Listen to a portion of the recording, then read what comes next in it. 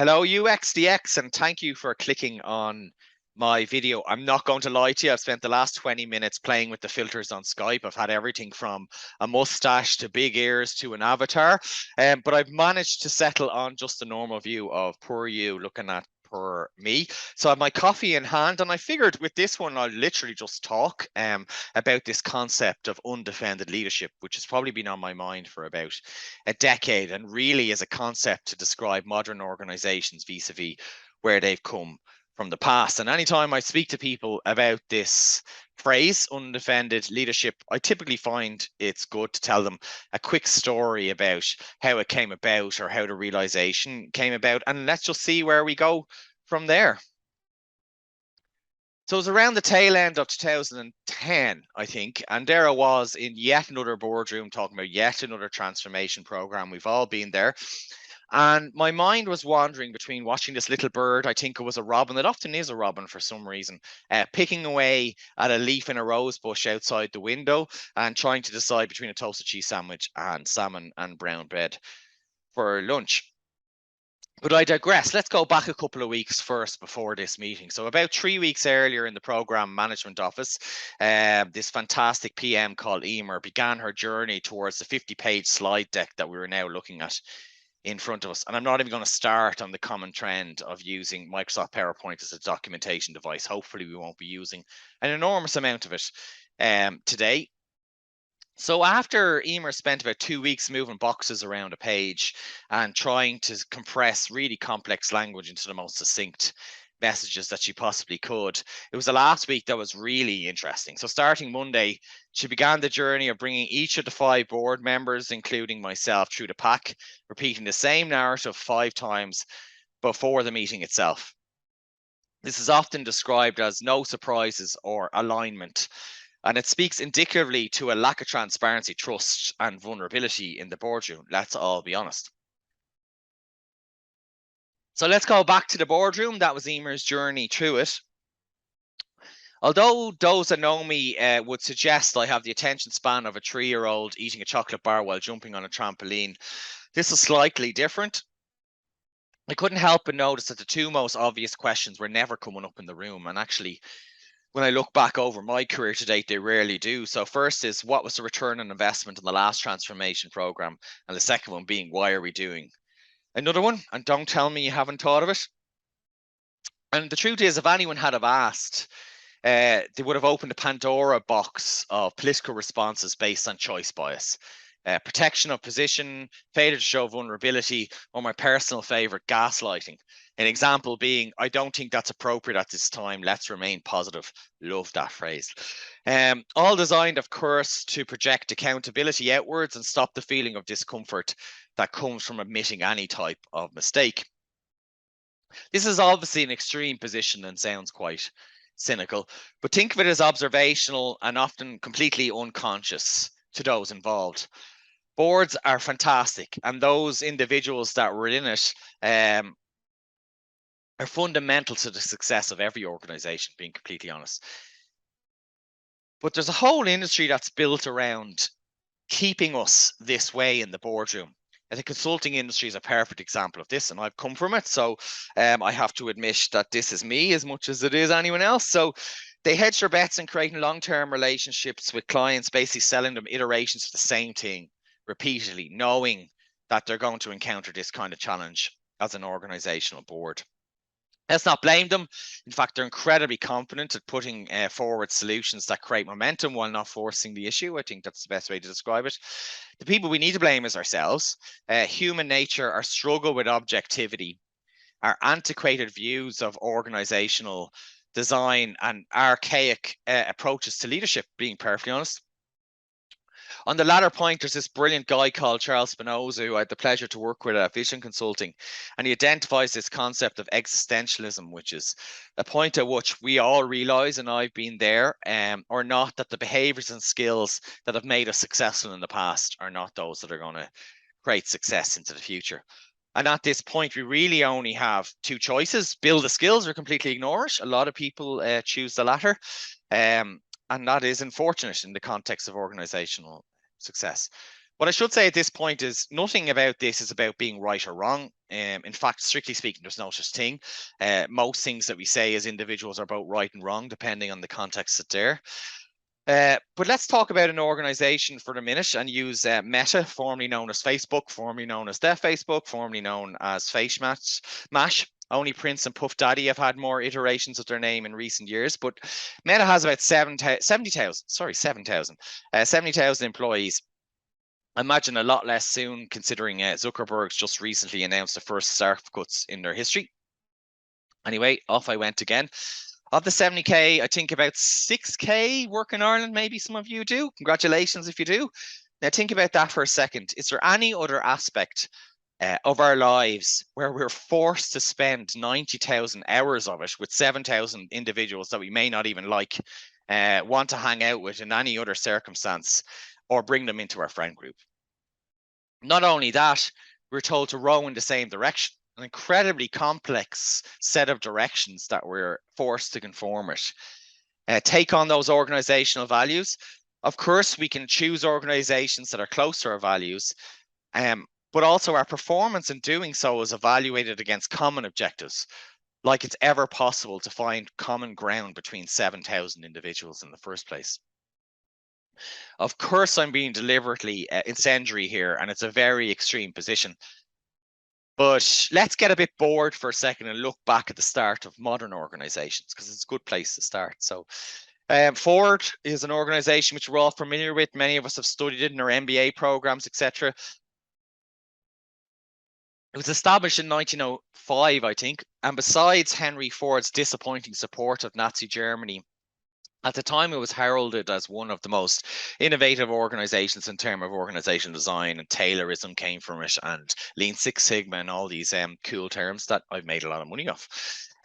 Before we go further, we need to understand the world of the 20th century. So it was a period of real progressive reform, particularly in the United States.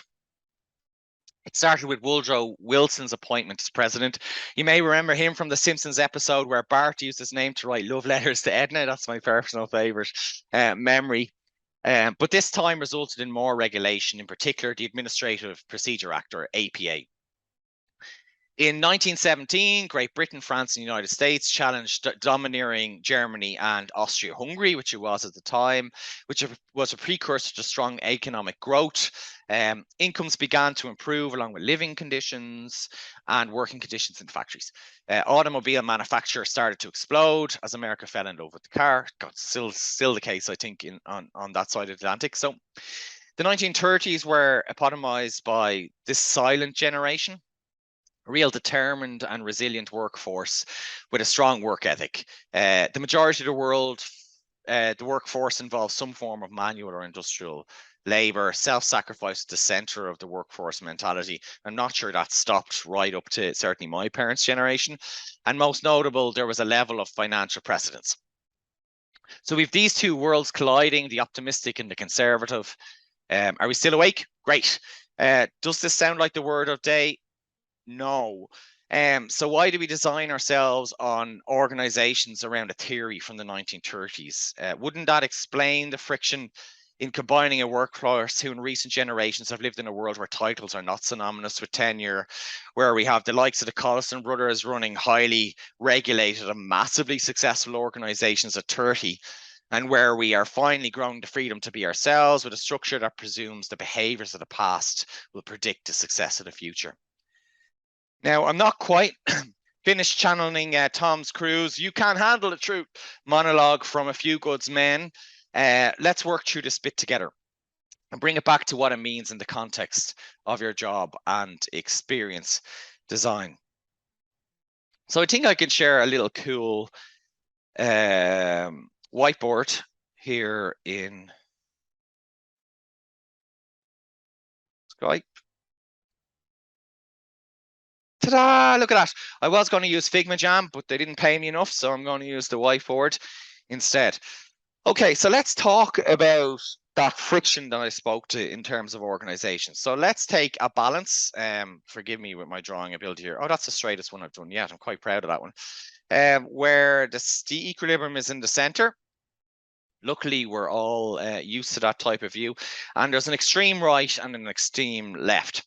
Now, if you were to describe the common behaviors on the extreme right of most corporate regulated organizations, what would you say? So you'd probably say conservative, risk adverse, forgive my spelling, collegiate, definitely not spelled right. What else would you see? Oh, subordinated, subordinated, and highly hierarchical. Let's stop there. We can come back to it. Now, if we look at the strong left, which is a lot of new generations coming into the marketplace, risk-taking, direct, voting how they speak, action-orientated. This is hilarious. Serious, listen to me play this. Don't know what's going on there. Action-orientated, flat. I think that's probably fair to say, and we'll talk a bit about that in a second in terms of teal organizations. A massive amount of resilience. And I'd probably say there's resilience on both sides. There's different types of resilience. And a level of entrepreneurial. Oh, here. Entrepreneurial. Close enough? Is that right? Fascinating. Entrepreneurial thinking. Now, what would you say the far right say behind the back of the far left? So I would suggest they see them as times reckless, aggressive, and the reason that they probably see them as their two G's and aggressive, there is great. Aggressive, and the reason for that is usually you'll find the left not just direct, but also assertive. Ooh, definitely not right, but anyway, they're also quite purpose driven. Anyway, I digress. So the right might look at the left as reckless and aggressive, and the left might look at the right as dinosaurs. Dinosaurs, close enough and lacking innovation. Okay, nothing wrong with either side of this. In fact, I'd argue the right-hand side is more important for the sustainment of profitability in any organization, while the left-hand side is more growth orientated. However, it is worth exploring this a little bit more. What do you think this symbol might be? Oh, let me see. Okay, so most legacy corporate organizations pretty much lean towards the right. So you might have risk and compliance along here, long-term workers here. You'll have the herd, and I'll get back to why I'm calling them the herd, all in around here. And then you'll typically have some kind of breakaways, individuals who are trying to move towards equilibrium. And I should say at the start, the perfect for any organization, I'm not sure if anyone's achieved it, is obviously to have an even review of resourcing around here. Now, in the last 5 years, most of these organizations have realized that their growth is saturating within the marketplace. They've been incredibly successful to date, and they're now looking to hire new types of individuals into the organization. That's why we're seeing the woke movement, neurodiversity spoken about a lot more within organizations. But the first couple of hires are very far removed from the herd.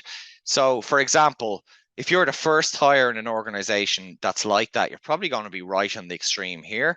And then what happens is some people follow and some people move up through that. And then you might have a couple of stragglers that are across each of these. Now, when you're talking about the herd mentality, which is all this grouping on the right-hand side, you can think of them like sheep, right? So when one particular sheep has a particular opinion about something that's different. They self-validate. So they look to the other sheep in the group and say, well, that sheep isn't moving like that, or that sheep isn't thinking like that. So I must be correct because I'm thinking like the other sheep. While the people on the left-hand side here are predisposed to think outside of that herd or outside of the norms. So what typically happens then in that case is, if you look at this like a tug-of-war scenario, the amount of force that this side of an organization needs to exert to move the herd even 1% is a lot less than the herd has to exert for the person on the left to move 1%. And that's what creates this friction between organizations. It's incredibly rare to find those first 5 hires on the left that have the resilience and perseverance to keep tugging on that rope until the organization starts to come with us. And probably the best thing we can do as leaders when we do this is realize that they need a support structure around them to do that, and also give them the space to introduce some of these new behaviors within it. So I often see individuals on the left like being deemed, lacking in emotional intelligence, when in fact they're already reading the room, but they're just making a different choice. But equally, these individuals are looking at the right-hand side and not necessarily always understanding the importance of the herd in the context of the overall organization. So the simple takeaway from this is, and I don't even put this in the right place. Oh, I can move that. Great. Is that the perfect equilibrium point is to have most of your staffing in or around the center of it, and having some kind of aligned respect across both sides while the organization is coming into equilibrium. So this is something I was taught very early in my career before joining organizations, as an exercise to go through to understand where your place might be. So now that we've done that, let me see if I can unshare this. Did that work? Great. I think that worked. So that's all fascinating. So we've had a quick story about organizational evolution up to the current times, a realization that a lot of organizational structures haven't changed all that time, and the realization that we're currently at this friction point between innovative thinkers and profit centers, to be perfectly honest, within organizations. And how do you create a balance around both of them? So to understand that a bit further, let's talk a bit about teal organizations and what that actually means. Okay, so here we go. If this moves, forget you saw that, because we're going to come back to that now straight after this. So I can't remember the guy who wrote the book around this. I'll find a way to get it to you, or reach out to me if you're wondering and want to learn more about this. But organizations over time, depending on their composition and the domain that they currently lie in, have different characteristics that are associated with us. And once we understand this, we can actually identify the brands with these characteristics really, really quickly. Personally, I don't necessarily agree with some of the terms in this, but let's walk through it. So you have your red organizations, an incredibly emotive color, almost as emotive as the story that I told you at the start. Used to be commonly associated with large corporations. I don't know if that's true anymore, because like the alphabets and the Googles and the Facebooks of these world are really innovative companies, Stripe being another one, and they're large corporations. I often hear regulated entities when they look at my background talk about, you've worked with a lot of startups. They don't realize that actually most of these companies are in the Fortune 50, 10 times the size of them, and could probably buy them about 6 times over. So I think sometimes the judgments that we make towards organizations can be equally as prevalent in the context of this conversation. But definitely public universities, the military are very red.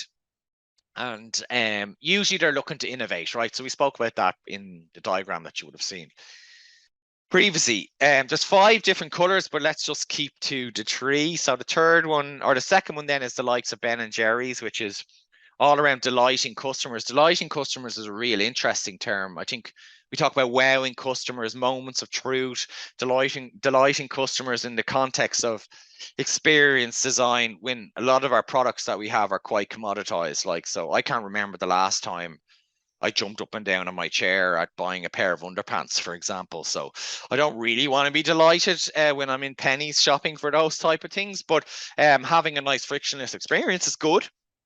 Ben and Jerry's, luckily for most of us, tastes quite good, so maybe we do get delighted through that. But they're one organisation that talk a lot about shared values, engagement, stakeholder balance, culture over strategy and empowerment. Now, what I would say is the red and the greens have become very much blended in today's organisational system.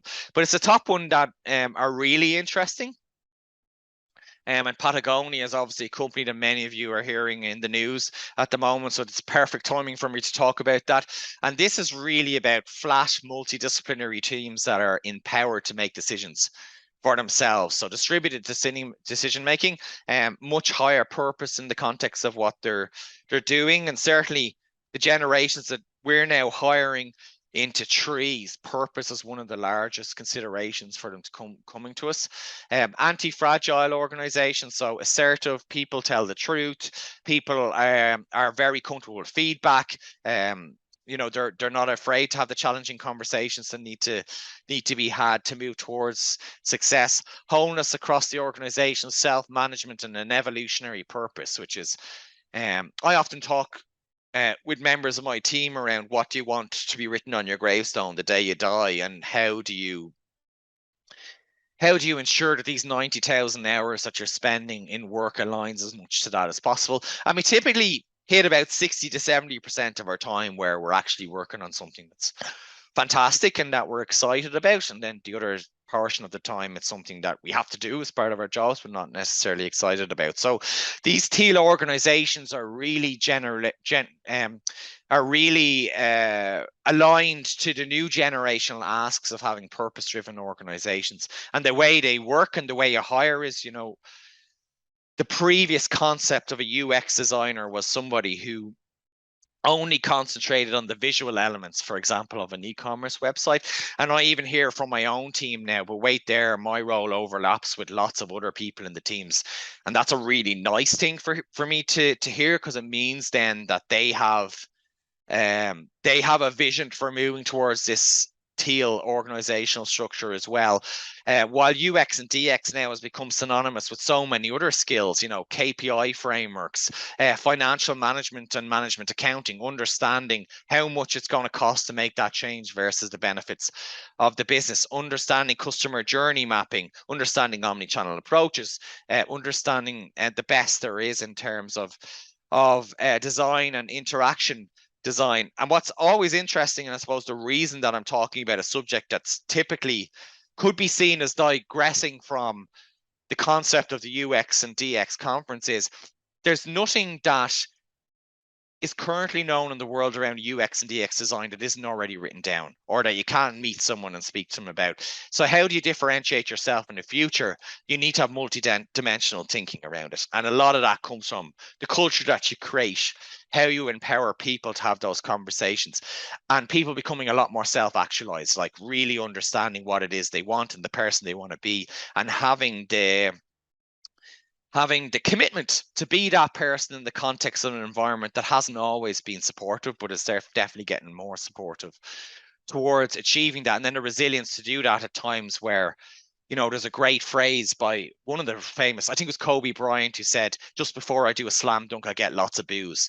And it's a beautiful metaphor for somebody who has really good self-actualization, being comfort in the discomfort, that knowing that not everyone's going to want you to actualize yourself.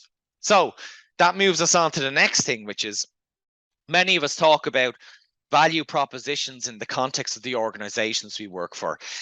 Certainly when I see seed pitches or Series A pitches, that's one of the first things you see, which is what's our value proposition? It's always customer facing, but it's never about the individuals within the organization. So I would implore you to pull together your value proposition in the context of what you want to achieve as an individual, because that helps you make really good choices in the context of the organizations that you work for, but also what your brand proposition is in the context of the UX and DX work that you actually do.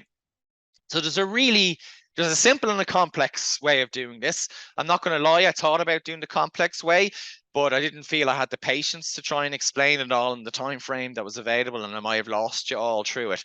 So let's keep it simple, right? So the way to write it down is: I help your most promising prospect that needs help with the pressing concern you address. I don't think I need to explain where you have these brackets, you're meant to fill them in. And I'll show you mine in a second in the context of work so you can get an example of what it looks like. Succeed by providing material improvement you will deliver, unlike the alternative solution, and describe the reason why you is a better choice than someone else. So this company piece is probably less prevalent in the context of your own personal value proposition, as demonstrated by what behaviours do you put in place that will deliver on your promise. So I was really excited to do this, and I literally did it while I was playing with the filters in Skype before coming on and speaking to you all. And this is what mine came out as. Maybe it'll come out differently if I try it again tomorrow, but I would like to feel I help people that are constrained by inertia. So, not really sure what to do next, maybe hitting existentialism in the context of Charles Spinoza, succeed by provoking their minds. And provoking is an incredibly important tool that's at your disposal. There's a fantastic phrase that I can't remember who I should be attributing to that says we're all in therapy because those that won't go to therapy. And it's very, very true. Typically, you find the people that are most adjacent to the feedback that you provide are the people that need it the most. And just while I'm on feedback, really interesting way to think about it is when someone's giving you feedback, they're making an investment in yourself.